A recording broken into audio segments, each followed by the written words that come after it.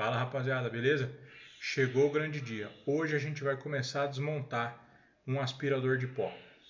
O que a gente vai mexer hoje é um daqueles portáteis, né, que desmonta o cabo e tal, mas o circuito é exatamente idêntico ao grande, não muda nada. Então a gente vai começar desmontando ele, eu vou mostrar parte por parte para vocês e depois a gente vai desenhar o esquema elétrico. Sai daí não.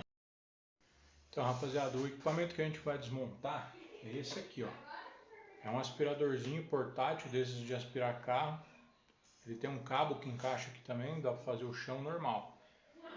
Por que eu escolhi esse aqui? Porque ele é pequenininho, é fácil de desmontar aqui, mas o circuito elétrico dele é exatamente igual ao do grande. Então eu vou começar a desmontar aqui para vocês verem.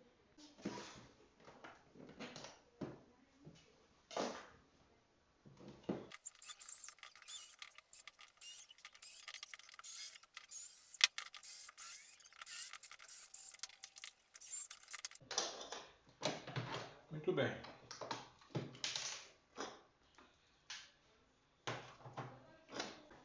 Aqui a gente vai encontrar tudo o que a gente conversou até agora. A gente vai ter a fonte de alimentação, que é a tomada,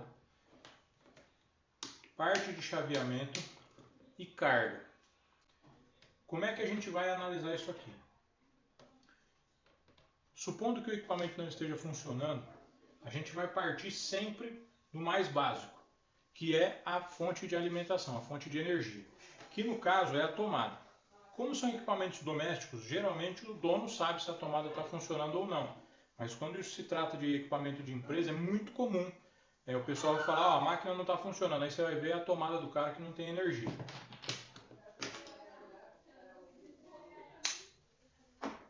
Então beleza, a gente vai analisar a tomada com o multímetro para a gente ver se a energia está aparecendo ali conforme ela deveria.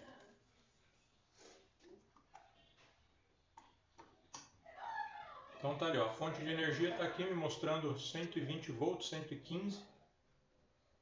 Então a gente tem, aí você descarta então a questão da fonte de alimentação? Não. É aqui que começa a brincadeira, porque por exemplo, é muito comum o equipamento não liga, você mede a tomada, está em ordem. Por quê? Quem está quebrado é esse cara aqui, ó. Ou ele quebra aqui, ou ele quebra no pé do equipamento. Então a primeira coisa que a gente vai fazer é medir a continuidade do fio elétrico. E como é que a gente vai medir a continuidade do fio elétrico?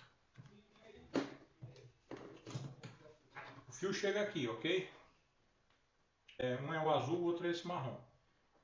Aonde que esse cara chega? Até esse terminal prensado. Então eu preciso medir se esse cara está inteiro, se ele está íntegro.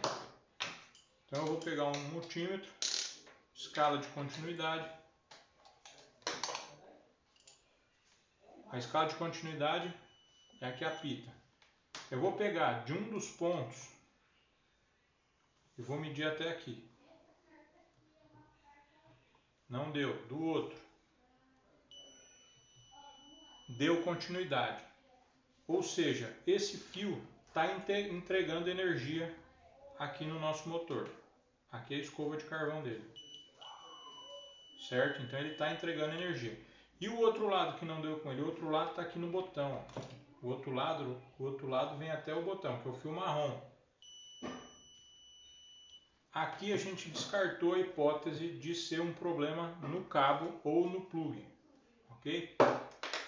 O próximo, então aqui sim a gente descartou completamente a parte de fonte de energia. A gente mediu a tomada, tem energia na tomada e a gente mediu a continuidade do cabo elétrico.